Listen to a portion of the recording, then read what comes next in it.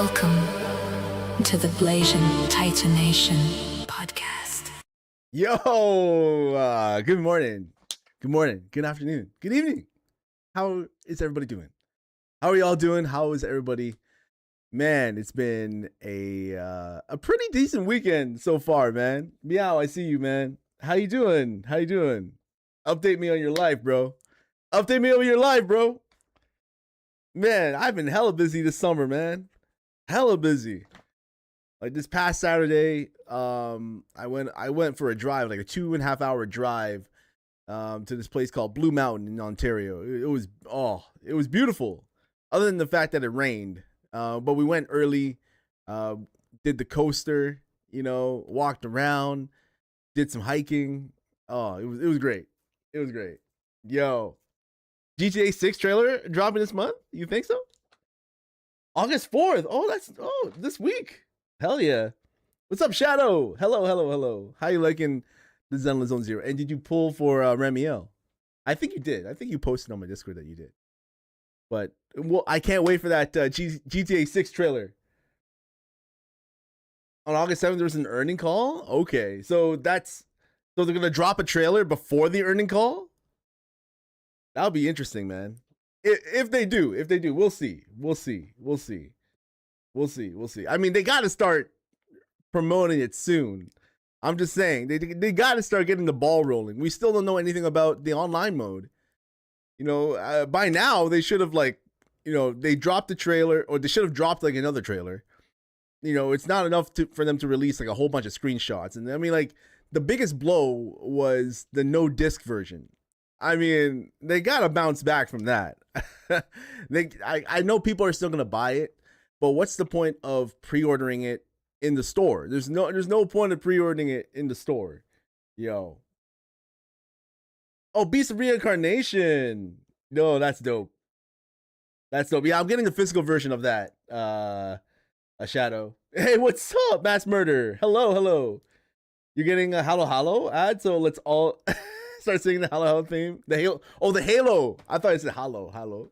I'm thinking because you're half Filipino. I'm like Halo. No, Halo ad, baby. Yeah, I've been playing a lot of the Halo. What is that? The Master Chief reimagining or whatever, the Combat Evolved reimagining. It's good. It's great. But it's literally the game I played so many times when I was younger.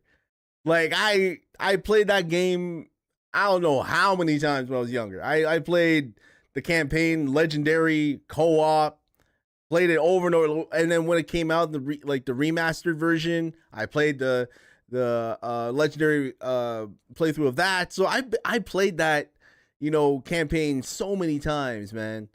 It's like when I played it again, I was like, yo, this is so familiar. It's very familiar. Big update.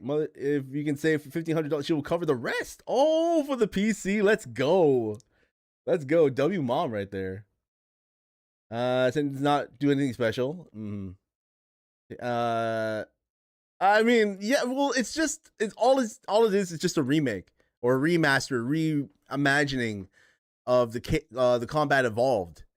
I mean, I don't think Microsoft is gonna put the next Halo onto their competition platform. I mean, I don't know. They're just not gonna do it. They may remaster, some other game like they did with Combat Evolved and put it on PlayStation. But other than that, man, Microsoft should just stay in their lane.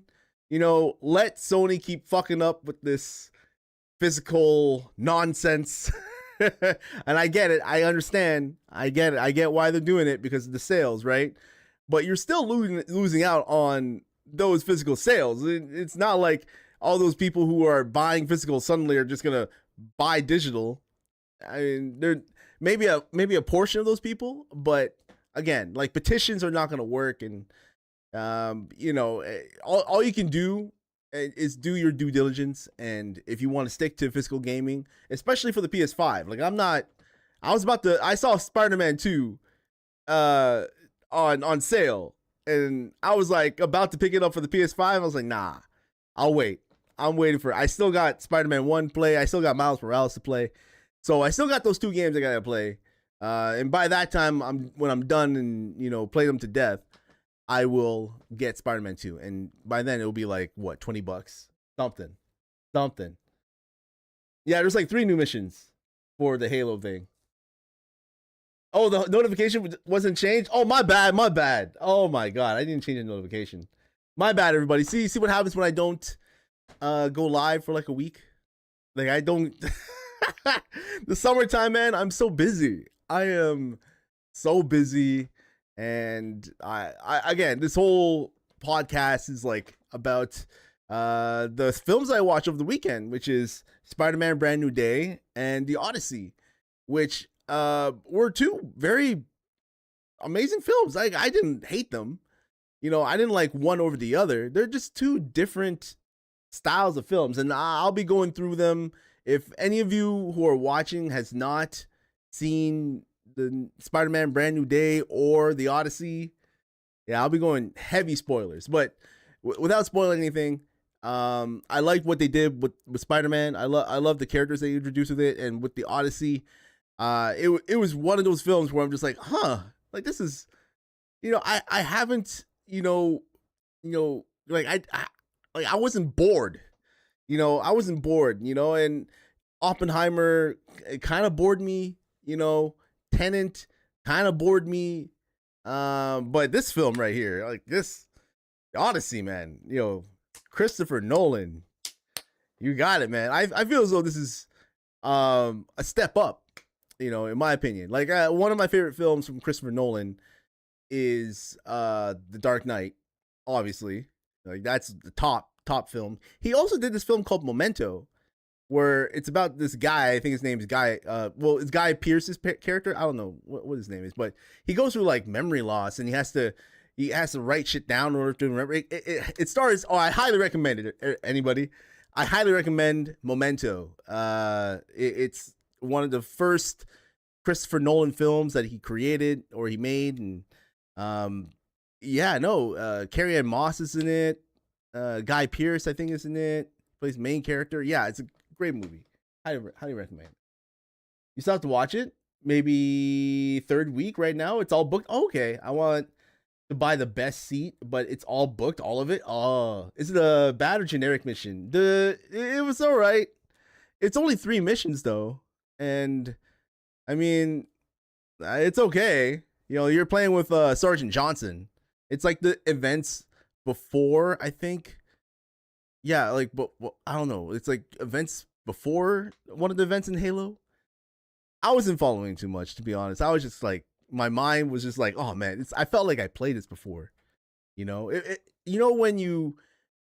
you visit a house and then you go back to that house and it's all renovated, but it's the same house, same location. That's how it feels when I play Halo Combat Evolved. Like it feels like the exact same thing, but with a fresh coat of paint, I mean,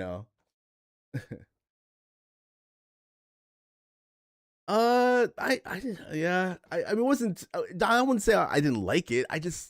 It was like one of those things where it doesn't connect with me, And it's like before you get Cortana in your head, right? So I don't want to spoil too much of the missions, but if you haven't played them, but literally you don't have Cortana in your head for those 3 missions. It's just you and Sergeant Johnson, and then Sergeant Johnson is like, he's doing this thing. Like instead of Cortana hacking the terminal, Sergeant Johnson is hacking the terminals.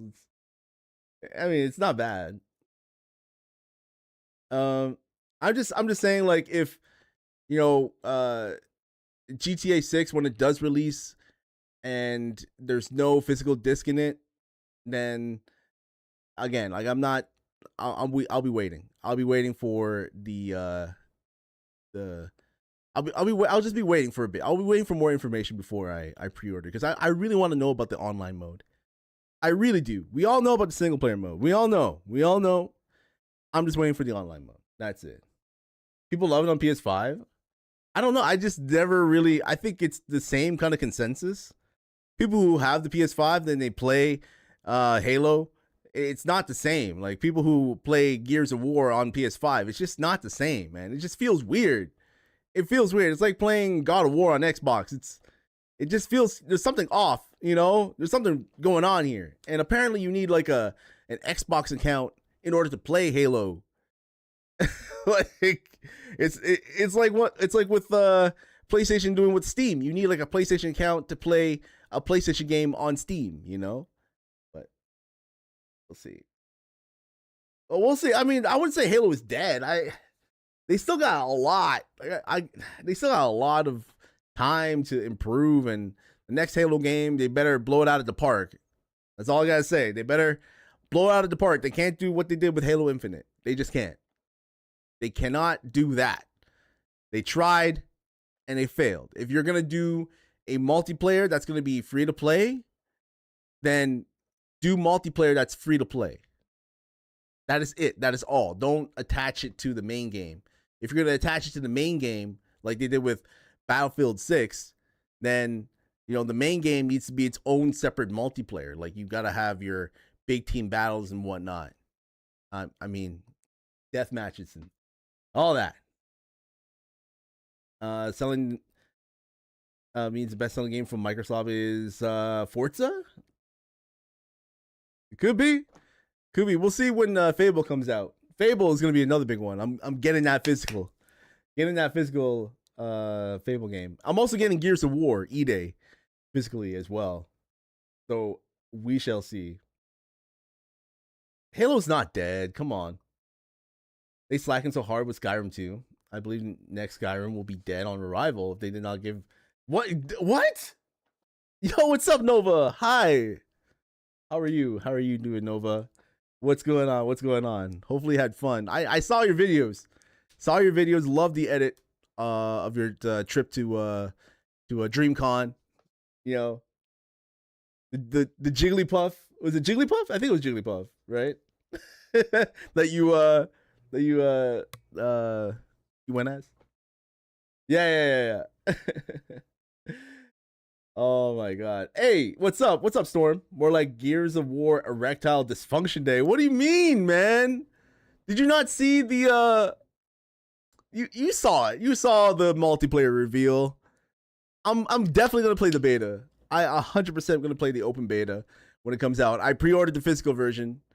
So I'm definitely gonna play the open beta when it comes out. And I think the 15th? That weekend? You sing people to sleep? Oh yeah, with your power? Yo, Nova Puff in the building. Jigglypuff, what? Nova Puff. So far, Forza Horizon 6 on Steam and PS Store. Okay. I know they're working on the next Elder Scrolls game. Elder Scrolls 6. So we'll see what happens with that. We'll see what happens. In the next Fallout, I think Microsoft is focusing heavily on Fallout and Elder Scrolls. Like heavily. But yeah, no. I'm just gonna get right into it. Guys. Like I really want to talk about Spider-Man. I really do. And I'll try not to be too spoily with it. But I'm pretty sure you heard. Who is the secret? Do you know, Meow? Do you know who the secret character is? Have you heard who the secret character is? No spoilers. You just saw the title. Okay. We about to box. Okay. Yeah. If you have not watched it, I'll try not to spoil it too much. I'll try not to spoil it. You moved the stream? Okay. Sounds good. You got spoiled all switches over here. Oh my god. You're totally fine with spoilers, Storm? Well, okay. So this is a warning to everybody. This is a warning to everybody. Okay, a warning to everybody. All right, Queen Mayor, thank you very much for coming in. But to anybody who have not watched Spider-Man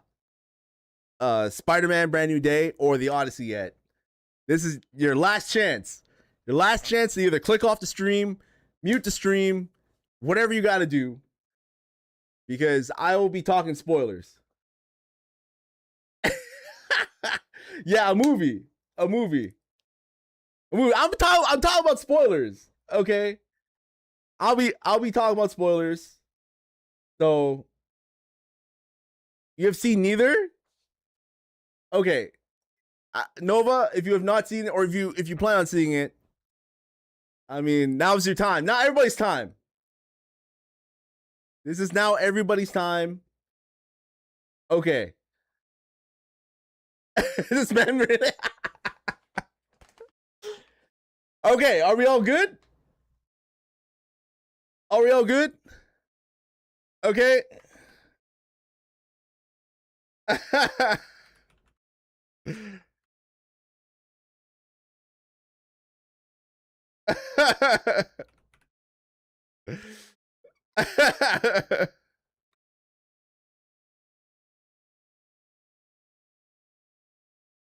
All right, so here's a major spoiler. Okay, major. Okay, this is it. Major spoiler. If everybody's listening has not muted the stream yet, then okay, then it's too late now. Too late now. Okay. Too late now. Too late now, okay? Too late now. All right. So, here's the thing.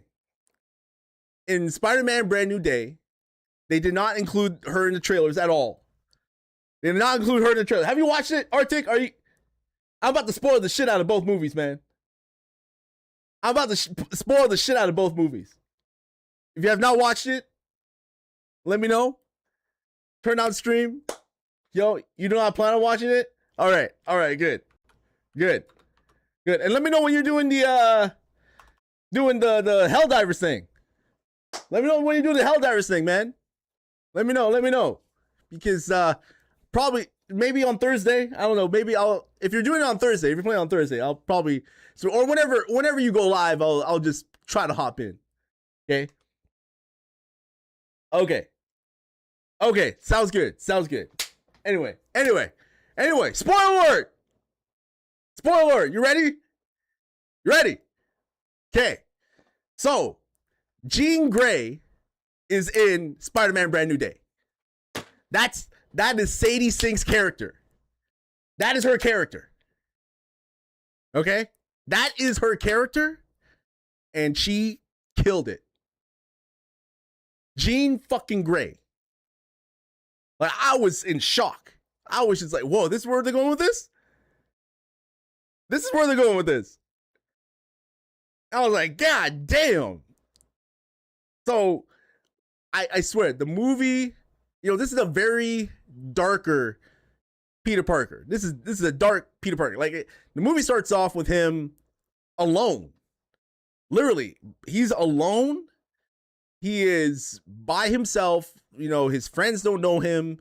He's like on Instagram. So he's on Instagram, right? He's on Instagram and he's like scrolling Instagram, and he's like, obviously the only person he follows on Instagram is his buddy Ned. His buddy Ned, and obviously MJ. And then he's like scrolling Instagram, seeing their stories and stuff like that, getting in touch with them. It's Tom Holland, yeah. What other stuff is she in?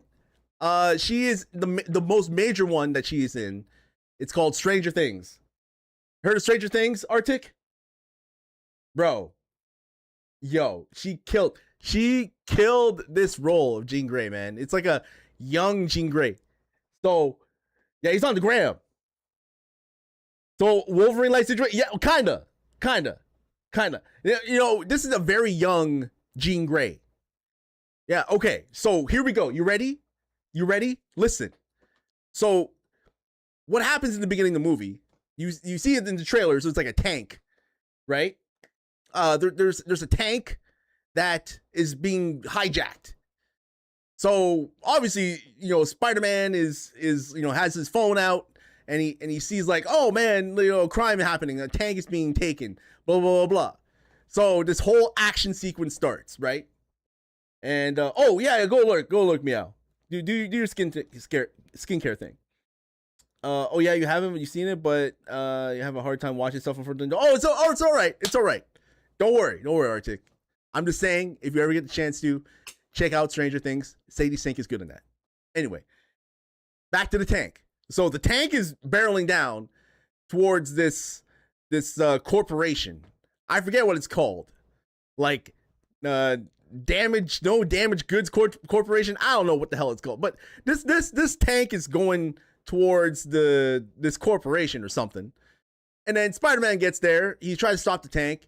On the way there, Frank Castle, the Punisher, tries to, help him out, tries to take out the tank as well. And then, Spider-Man, if it's Spider-Man versus Frank, I'm sorry, Punisher loses. Like, I'm sorry. Like, I don't know what the Punisher is supposed to do in this film. Like, he fights the Hulk. I'm sorry. But the Punisher fights the Hulk. How is he supposed to win against the Hulk, man? Frank Castle, Punisher versus Bruce Banner, okay, like human. But once Bruce Banner turns to the Hulk, bro, you are not stopping him. There's a scene in the movie where he's like firing bullets at the Hulk. He's not doing nothing. Spider-Man is doing all the legwork. He's carrying. It's his movie. But I'm just saying, like, I was watching, I was going, why is Punisher shooting the Hulk, like, with the rocket? Like, you can't do anything to him. You gotta find, like, another type of weapon to throw at him and then shoot and then explode all, like, I don't know, man. It's weird. Like, I don't know. It was strange. There's a point in the movie as well where Spider-Man and Punisher were talking, and Punisher was like, oh, bro, I'm gonna go after Jean Grey. You go after the Hulk. And then Spider-Man's like, yeah, you can't take on the Hulk. That makes that's like kind of obvious, There's no way for you to take on the Hulk and I go after Jean Grey. Like, it makes no sense. It makes no sense. So, anyway, back to the tank. So Spider-Man catches up to the tank, right? He cannot stop the tank. The tank crashes into this corporation, right? And Spider-Man goes inside of the tank, opens it up, and it's revealed to be an older lady. And then the older lady speaks some sort of voodoo to him, to Spider-Man. And then, the older lady, obviously she's possessed, right? The older lady's possessed, and then suddenly she's not possessed. Like, that possession or that mind control is like transferred to somebody else. And then that person's now controlled, and then it transfers to another person, and it just keeps going. Like the transfer is like from person to person to person to person. It's Jean Grey, right? Jean Grey is telepathically controlling a person, and then that person, she can, go from that person to another person to another person, another person. So she can be anybody within the vicinity, right? She, at one point, she tries to take over Spider-Man's mind. But Spider-Man cannot be taken over. Like, he pushes her out, and she's like, "Oh, I can't take over your mind. This is gonna be interesting." Blah blah blah blah. So I'm gonna go after the people who are closest to you, or something. I don't know. She's trying to find this thing called VMAX, right? She's trying to find her sister. Okay, and the only clue that she has is like, where is VMAX? Like VMAX something. VMAX is all about VMAX. VMAX. So this whole mystery about, I thought the whole VMAX thing was like a serum or something, like a cure, but it wasn't. It wasn't. I'll get to that. Later. You need a 36, an M36, M1636 or something, AT4. Who sounds what? So many characters. Spider-Man 2 mutated for that crap. VMAX sounds like a version of Looks Maxing. Okay, so after that whole confrontation with the tank, right? Spider-Man goes into his thing and was like trying to figure out, oh, who's this person? Who's this Jean Grey? Or no, he doesn't know if it's Jean Grey or not. He doesn't know if it's Jean Grey. So all he does was like, contacts like Black Widow's sister. I forget what her name is. And then he talks to her about this whole thing. And then she gives him his whole speech of like, yeah, we can't, like, if you're trying to get the Avengers to help you or whatever, this is not like an Avengers type of problem. This is like a little tiny problem that you can handle yourself. So I'll try to help you out as much as I can, and it was a very weird scene. Like he asked Spider-Man to strip because it's her office, and her office is like a sauna or something, like a pool or something. It's like a nice pool sauna thing. I don't know. It's like a spa. Her office is in a spa. So he asked her to strip, and then they talk about what happened with this telepathic thing and the whole VMAX or whatever. And after the whole thing, he leaves, and then another attack happens, which features Scorpion. And Scorpion is another enemy here that Spider-Man in the beginning of the movie tackled before. So in the beginning of the movie, like, there was like a montage of Spider-Man fighting criminals. One of the criminals was Scorpion. Another type of group of criminals were these red ninjas. So yeah, I mean, shit, man. So again, I don't know. Anyway, so he fights Scorpion again a second time, but Scorpion this time is what was possessed by Jean Grey, because I think Jean Grey was trying to get into that building that she busted a tank through, trying to look for this VMAX or whatever, and fails again. But this time with this confrontation, right? Spider-Man, you think that he's gonna go all Venom, like his eyes turn black or something like that, and then he loses control, and then suddenly he starts to go all wild when he fights against Scorpion. He takes off his tail and throws it at a police officer's car, and police officer car gets impaled with the police officer almost dying from it. And the chief of police calls him out on it, saying like, hey, you're not supposed to, you're supposed to contain yourself, get control of yourself. You almost killed somebody. You almost killed one of my men or one of my police officers, yada yada yada. So at this point in the movie, he's struggling to figure out who Jean Grey is, and he's like struggling to figure out, okay, how do I stop this whole Venom arachnid thing from taking over my body? Because he's losing control now. He's losing control. Was the spa office necessary? I don't know. It's probably for comedic purposes. So fast forward to Spider-Man. He's having all these issues with him just trying to figure out how to, like, how do I say this? How to like suppress his Venom-like nature. I think they're teasing Venom, right? Because his eyes go all black. So I assume that's Venom trying to take over Spider-Man. I don't know. I could be wrong. My Spider-Man lore needs a bit of work. So he creates this this thing that he puts on the back of his neck that will suppress this inner demon inside of him.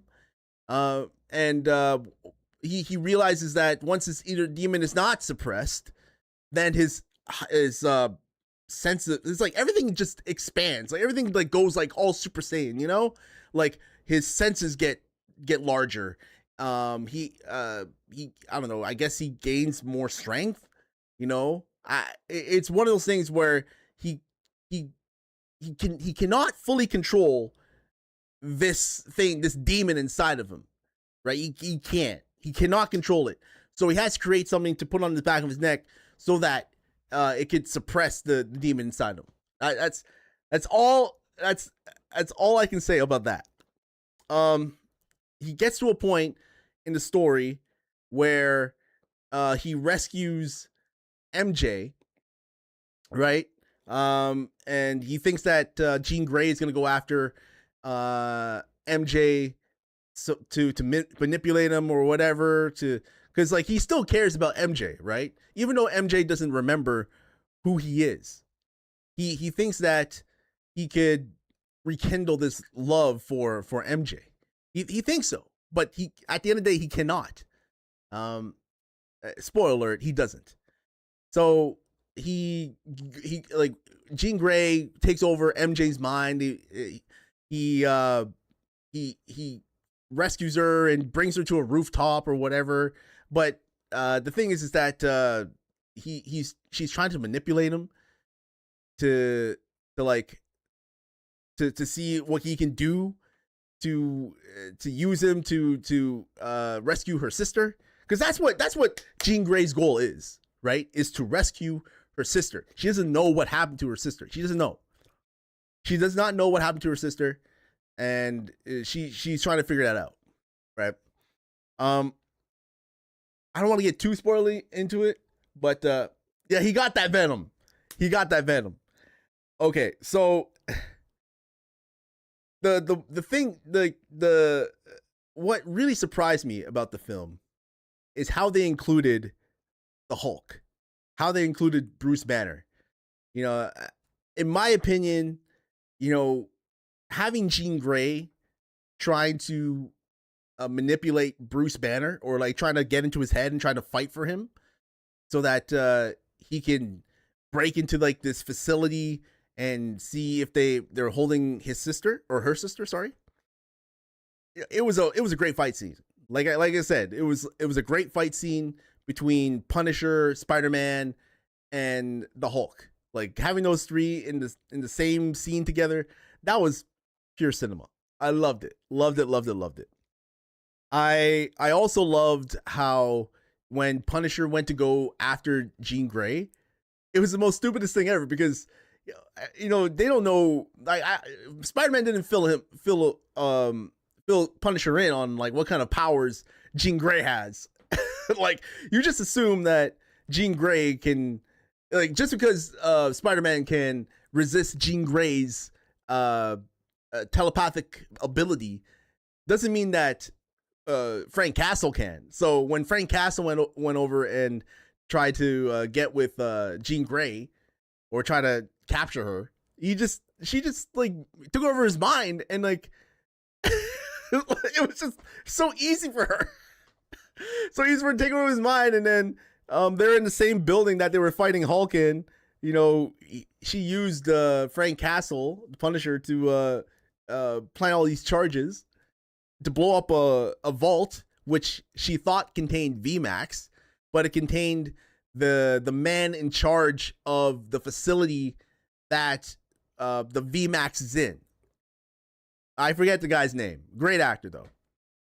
He Spider-Man ends up fighting the Hulk, and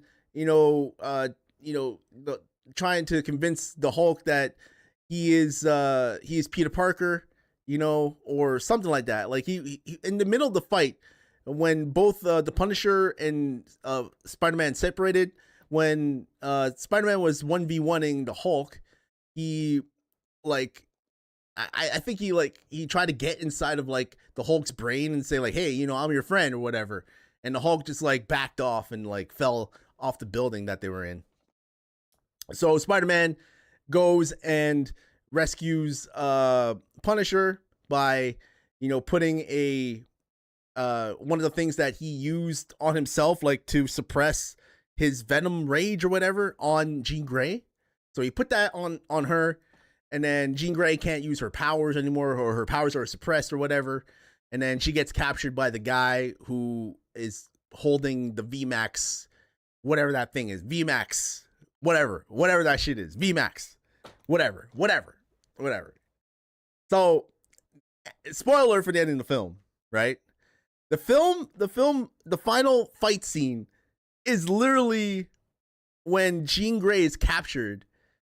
Like, they are trying to, manipulate Jean Grey's mind so that they can use it for their own purposes. Like, they can use her powers for their own purposes. Like, like that's gonna help. Like, that's gonna work. Jean Grey is way too. If you have like telepathic abilities, you are way too powerful.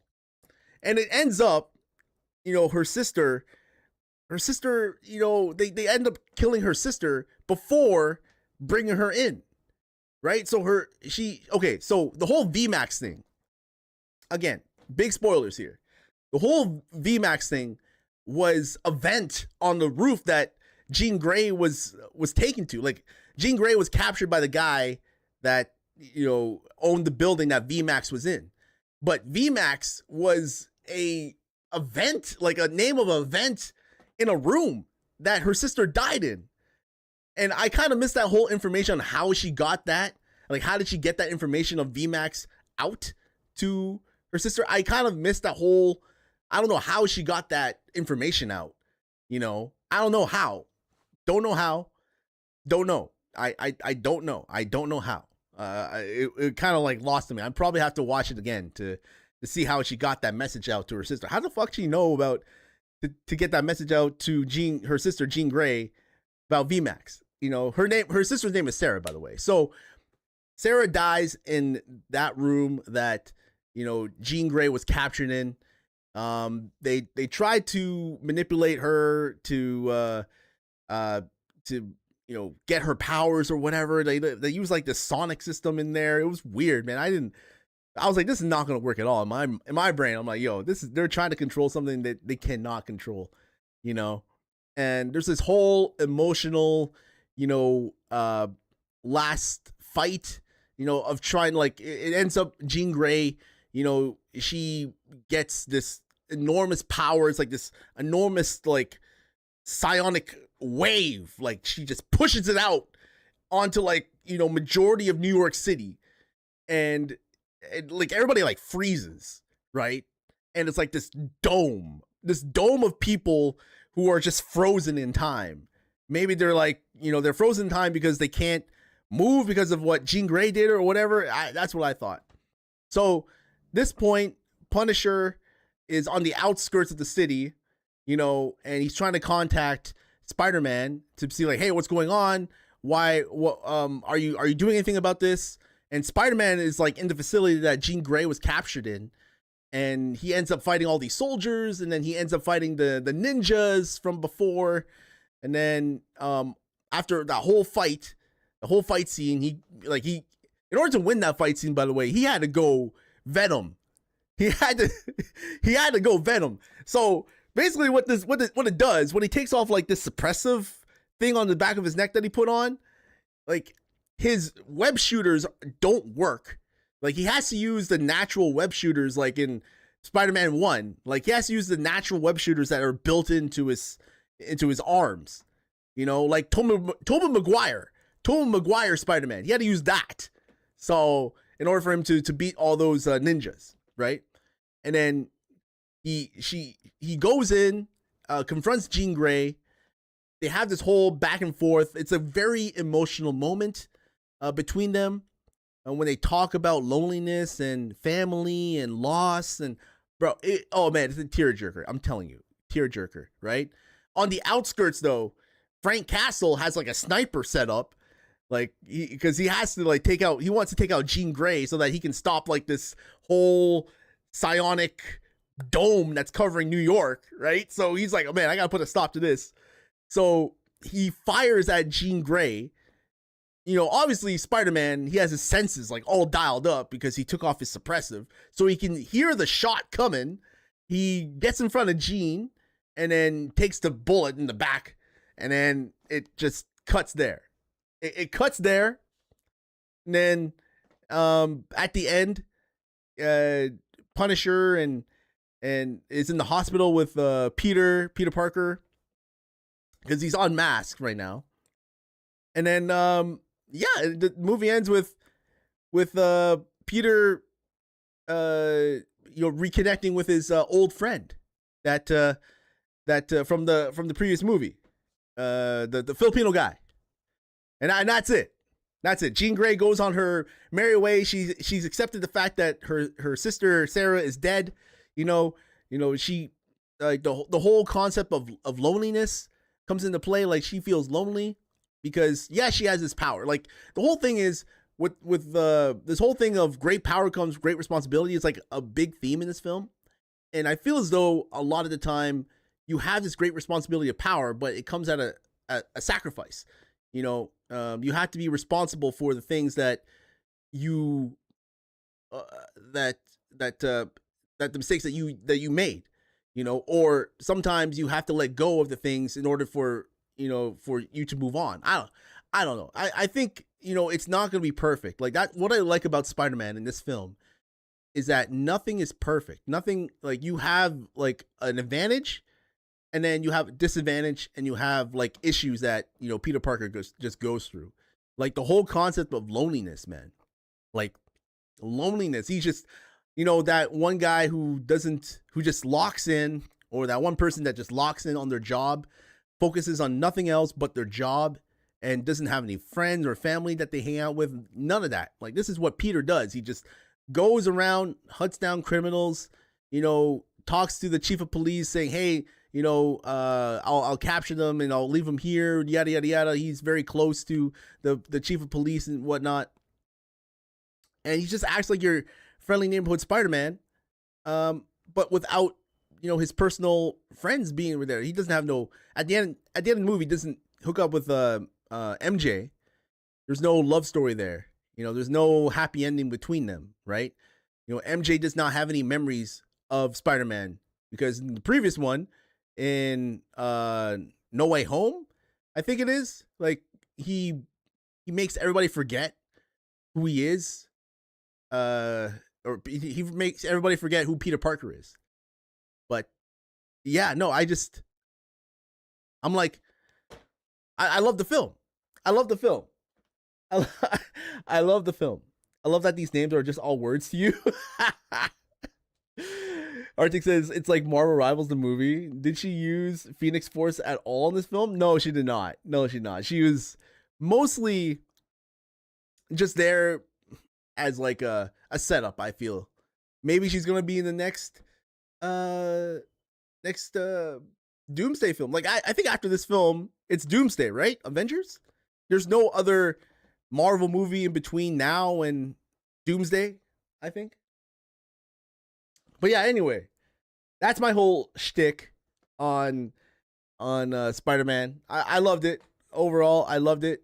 Yeah, I went in with it. I went in just as like, wow, I couldn't believe, like, I should have saw it in IMAX though. I felt as though the IMAX sound would have been great. But yeah, overall, great film. Tom Holland did his thing. Zenyatta did her thing. John Berthenol, he did his thing. Bruce Banner, who I don't forget who the actor is for Bruce Banner. Love the guy. Love him. They all did their thing. They all did. They're all really cool. But anyway, on to the next film, The Odyssey. The Odyssey. I literally just saw this yesterday as well. And The Odyssey is an interesting film. The Odyssey is I would say The Odyssey is okay. It's my third best film from Christopher Nolan. Okay. The first Christopher Nolan film that I loved was The Dark Knight. The second one was Inception. And third one right now is The Odyssey. Okay. Odyssey is, in my opinion, it's like a grand scale epic. It reminds me of the movie Troy. Now, Troy, with all these epic battles and all that stuff, it has the same type of vibe, but darker. Troy had it was lighter colors and, bit brighter. But the Odyssey, man, it's so dark. And I love Christopher Nolan's way of filmmaking with his practical sets, man. Like, he goes in, like, he's a very hands-on director. Like, I can tell he's a very hands-on director. Like, he goes in, he gets into the weeds of it. He likes, and this is what I like about, filmmaking, is like making a practical, set, practical props that, the actors can go into and interact with, and that's what I like about it. Using locations that are non CGI. You know, he's like that type of filmmaker, and that's what I like about the Odyssey, and that should be reflected in, you know, the people that are going to see the movie. You know, the people who are going to see the movie love that. You know, they love Christopher Nolan, and they love his type of filmmaking, because his type of filmmaking is very, it's very practical. You know, it's very like, okay, you know, we get to a location, we film on location, we don't use that much CGI at all. You know, we use props, we use things in our environment, which is great. And again, like when I was watching it, I was going, man, like to film in these locations must be amazing. I heard they filmed in Morocco, and I was like, yo, this is great. The whole scene with the Trojan horse. Oh wow. Wow. That scene with the Trojan horse, man. Love that scene. Love that scene. And you can feel the claustrophobia and the amount of effort it took for the actors to be in that confined space. So, like, a lot of the actors from Spider-Man Brand New Day are in this film. Like, Zenyatta's in this film. Tom Holland's in this film. John Berthenol's in this film. A lot of the other actors from Spider-Man Brand New Day were in this film. So watching this film after I watched Spider-Man Brand New Day was kind of jarring. Seeing John Berthenol in this film, like doing his thing. You know when John Berthenol acts, and he has like the same mannerisms that he does in like a lot of it. Ever since like Walking Dead, he has the same type of mannerisms. Yo, what's up? How you doing, Stellar? How are you? How you doing? Oh, that reminds me. I should get some water. Just give me a sec.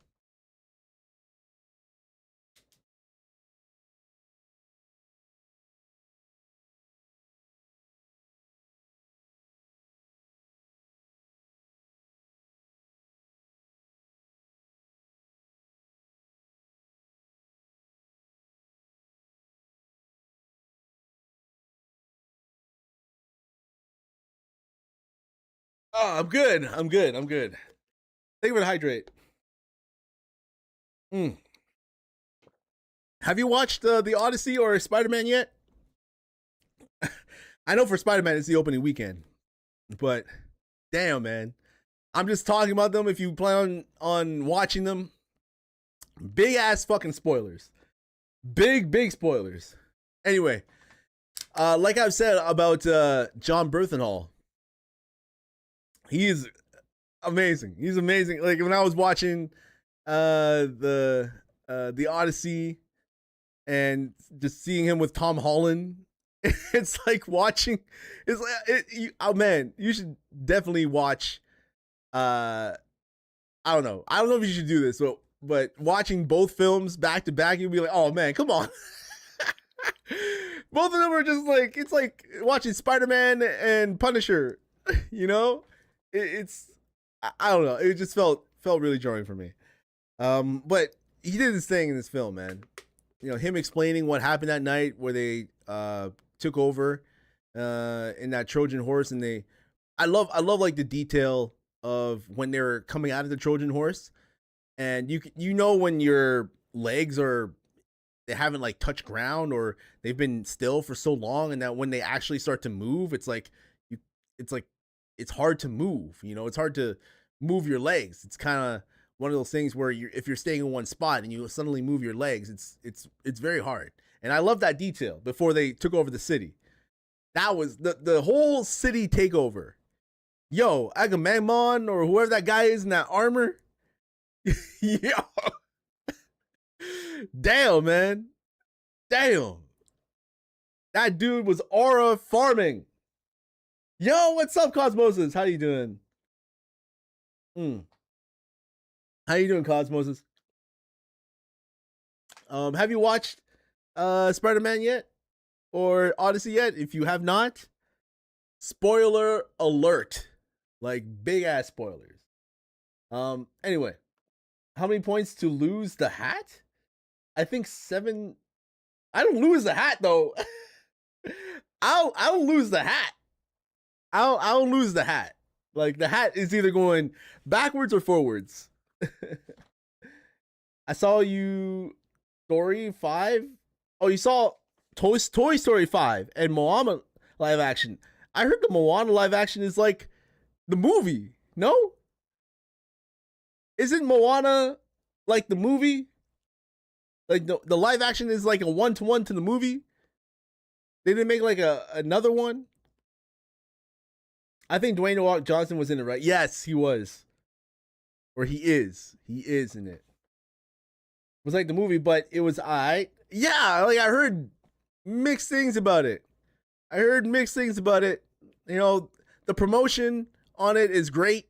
You know, highlighting Hawaii. They probably went in on the promotion in Hawaii, man.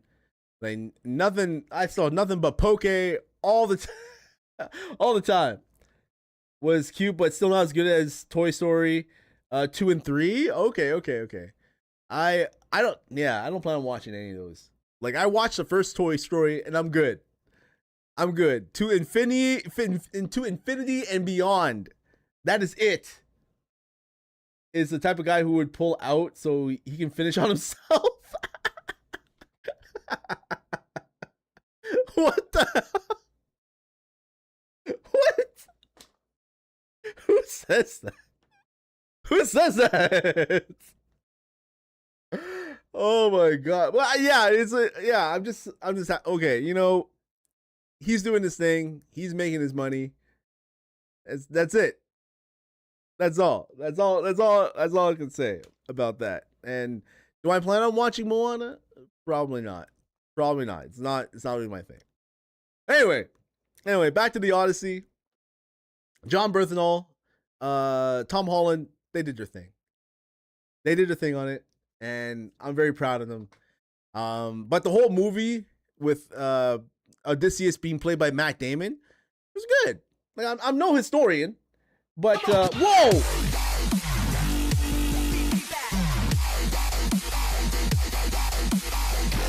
Yes, sir! Thank you for that resub. Holy shit, 28 months in a goddamn row. Arctic, you legend. Yeah, that's accurate for Dwayne. Hey, what's up, Super Vegeta? In my opinion, Toy Story 2 and 3 was the worst, and 1 and 4 were the best. Oh, wow. Thank you. Goddamn, 28 months, man. Oh, wow. That's awesome, man. I gotta update my my badges now. I think I'm coming up on my update for my badges. I gotta update my badges too. But thank you for that resub, Arctic. I appreciate you, man. WW resub for sure. I after watching the Odyssey, I felt very satisfied with the story overall. You know, I felt really bad for Odysseus's crew. I felt really bad for them. Like they were following him. Like they were after that whole siege of Troy. They were leaving, and then they were going to follow Agamemnon's ships, right?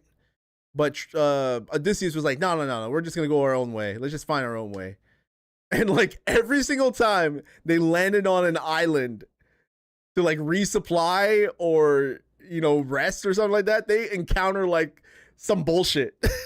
they encounter some like monsters, some fucked up shit. Every single time they land on an island, something happens.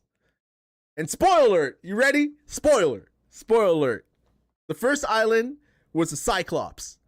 Like they followed a herd of sheep inside of a cave, and a Cyclops went in there, and it was the most, oh man, claustrophobic, scary as shit to be trapped in the cave with a Cyclops. And I don't think the Cyclops was like trying to kill them. I don't know if he was blind or his senses were all there, but damn, man. All the Cyclops did was open the cave with the rock, let his sheep in, then go to sleep, wake up, open the cave, and let the sheep out. That was it. That was all. And he would just walk out. I don't know what he would do for food. Maybe he would eat some more sheep for food. I don't know, man. But the thing is that this Cyclops, bro, it was so like, anybody with half a brain would be like, yo, we got to get out of this cave. Like, I understand they're trying to get food, but one person should be outside that cave watching, or it should be outside that cave being like, hey, yo, let me, like, if Odysseus was smart, he would say, hey, wait out here, make sure no one is following us, yada, yada. No, they all went in there. They all went up in there. All of them. And thank you for that 7th stream, Super Vegeta. You've seen the 4th movie, and I'm thinking you may take the place of the 4th. Okay. Haven't decided yet? Oh, okay. Sounds good. But yeah, no. First island, they all went to a cave. The first batch of people barely made it out that first night. When the Cyclops came into the cave. But that should not have happened in the first place. You know, it's hard to miss a large, gigantic Cyclops. It's just hard. It's like 2 people should have been outside that cave, like watching. And then, you know, if something was happening or something was approaching, they would say, Odysseus, or hey, something's happening out here. And they all would have left. They all would have scattered. It's better off not to be in a cave with a Cyclops. You don't want to be in a cave with a Cyclops. You meant the 5th may take the 4th? Okay. But yeah, that's the first island. The first island was a Cyclops. Second island was those big guys you saw in the trailer, like those big, you know, armored dudes, like you see in. Let me see if I can find the poster of it. There's one where it's like a poster of him like facing these armored dudes. It's like the main poster. But you know what I'm talking about. When you see, oh, here we go. This.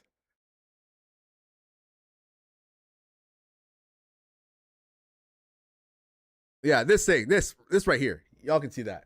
So the second island was this. They faced a whole bunch of these dudes and they fucked them up.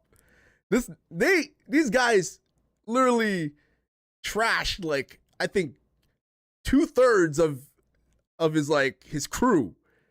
Literally. They went on the island. They encountered like a child. I don't know if it was a boy or a girl. Child screamed, ran off, and these guys showed up. And they messed all of Odysseus' crew up. Messed them all up. Okay? So after that island, the third island was the one where they encountered the witch. And the witch was like feeding them and morphing them into like these pigs and these animals. The reason why Odysseus avoided that was because he went hunting to find his own food. And when he went hunting, he after hunting for like an animal, he went to go see the animal that he killed, and it turned out to be a human. So put 2 and 2 together, he went up to see the witch, and then the witch had like this crow in this nest or whatever, this cage. And I think it was like her sister or something. And then they had a back and forth. He grabbed the cage and was like, "Release my men, or else this bird gets it." That was it. And she was like, okay. You know, she gathered all she all transformed them. It was like a disgusting scene, by the way. It was a really disgusting scene. I was like in shock at how disgusted I was with it. But yeah, no, it was wild. It was wild. Yeah, it was. When you watch that scene, don't eat anything, because yo, the way that they were eating, they were like slurping all that shit. They were like, oh, like they were like, they didn't eat for, obviously I don't think they ate for days, but still though, like they were just slopping all that. There was obviously something in that bowl of stew or whatever that made them all transform into like these beasts. Like she was like, you know, ripping their heads or like morphing their heads. It was crazy scene. So the fourth island it wasn't even an island. It was like yeah, like this whole movie is Odysseus's crew going from island to island, getting messed up by the people on the or the things on the island, so that they can make it back home. There's a point in the movie where his whole crew gets decimated because his crew was hungry and they needed supplies, right? So they went on this island, and they the rules of the island, of the specific island, was like, you're not supposed to eat the livestock. You're not supposed to eat like the animals of the island, because if you do, then you'll upset the gods or whatever. They're always about like talking about the gods, like Zeus's law and whatnot. You know, all this. So what they did was they went on this island, and the winds were so rough that they couldn't get off the island. So they're waiting for the winds to die down, but they weren't dying down. I think it was like one of those things where you either upset the gods by eating by eating an animal, or you don't leave the island. Not many choices, right? So Odysseus' crew, they get desperate. They hunt an animal. They eat an animal. They try to hide it from Odysseus, but Odysseus, figures it out. The winds, calm down. The winds calm down, right? The winds are gone. And so Odysseus goes back with his crew onto the ship, and they try to sail away. And once they sail away, all hell, bro. Man, this part of the movie, I'm telling you, they had like a warning at the beginning of the movie, like flashing lights. Like there are moments of flashing and strobe lights or something like that in this movie. That scene with Poseidon and Zeus messing up their boat at sea, that was insane. It felt like I was like in a disco or something. So much thunder, lightning, loud booms, and hearing everything in IMAX was just crazy. I can see why they recommended to watch this in IMAX. It is such a different experience. But yeah, after that whole scene with them in the ocean, their boat gets messed up, and then they get separated. Right? They get separated. Boom, done. Okay. So Odysseus ends up on an island with this immortal woman. Like he ends up and she heals him, and she feeds him like this lotus leaves or whatever to make him feel better, or I don't know, something. And then he's there for like years and years and years. While all this is happening, the people back in Odysseus' kingdom think that Odysseus is dead, and they're trying to, get with his wife, the queen. You got all these suitors just waiting, and it just seems like they're not doing anything. They're just lazy as hell. Like the guy from Twilight, I forget his name. He played Batman as well. Great dude. He was such a douche. He was like very, I don't know. It was like all bark and no bite type of dude. He was like all talk. That's all he was all talk. So at the end of the film, when Odysseus finally shows up, he wasn't even fighting him. He was saying like, oh man, like somebody grabbed the sword, somebody grabbed the shield, somebody grabbed the spear. He was telling other people to grab weapons. I'm like, dude, what the hell? You want to marry Odysseus' wife, and you can't even defend yourself, like, or you can't even fight? Like, you think Odysseus' wife is gonna want you? I don't know. It was weird, very weird. But I didn't even talk about the blind man. The blind man was a great character. He was like the comic relief of the film, But all in all, if I could, describe the film and explain the film, it's Odysseus, his crew. Okay, sorry. it's Odysseus, taking over Troy and then making his way back home. But on his way back home, it feels like he's being punished for what he did at Troy. Like all these things that happened to him and his crew. Like, he's the only survivor. He is the only survivor that ends up, back at in his home. The way that they went about taking over the city by tricking the I don't know, the whoever's in that city, that this Trojan horse was like a gift or something, like an offering, but instead it was like a trick, so that they could exit out of the Trojan horse and open the gates of the city, and then open the gates of Troy and start to take over. It could be because all the shit is happening. It could be karma. It could be. This whole, like, his character was always about giving people a fair fight. And to think of it, there was like a thing in the film where he has the bow. The whole thing with his bow, right? And he would knock his bow and put the string on, but he was the only one that could do it. So when he went hunting, it was like in the beginning of the film, when he went hunting, he always like twang his bow to let his prey know that there's something here, there's someone around, or something like that. Like, he would give, like, he would make it fair. Like, he couldn't like sneak up and hunt an animal. He had to like twang his bow to let the animal know, like, hey, you're being hunted right now, to give the animal a chance to escape or whatever. And he didn't do that with the Trojan horse, right? He didn't give like he didn't give the Trojans any sort of like advantage. Like, he just went in there and just filed all out and just took over the city. He tricked them.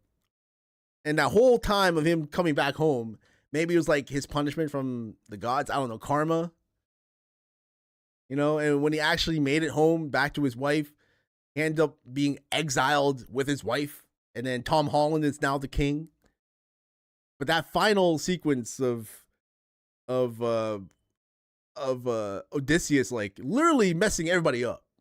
It's like, this is your king, man. Your king has returned, and all these suitors are around. Like, come on now. Like, you don't fuck up the king. Like, I don't know. You had, like, in the last fight scene, you had all these people kneeling. You had all these people kneeling down while Odysseus was killing everybody else. They're like, nope, I'm not doing nothing. Let Odysseus do his thing, and I'll be over here. I'll be over here when you're done. Oh, and by the way, Anne Hathaway did a great job as well in the film. But yeah, no, I loved it. Like I said, it's like after Inception, Odyssey. Okay, Odyssey. That is my third best Nolan film, hands down. I loved it. Oh man, okay. Now, let's see who we're gonna rate out to.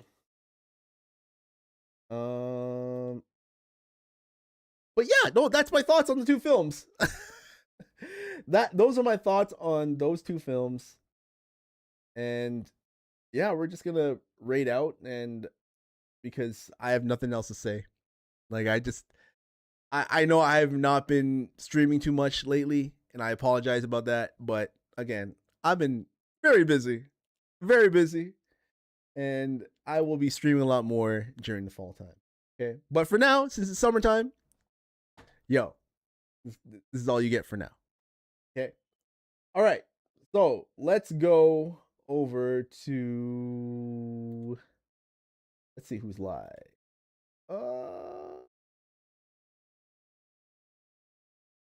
Oh, Jaxie is playing some. Okay, let's go over to Jaxie. I've not been to Jaxie in a while. Jaxie Scarlet.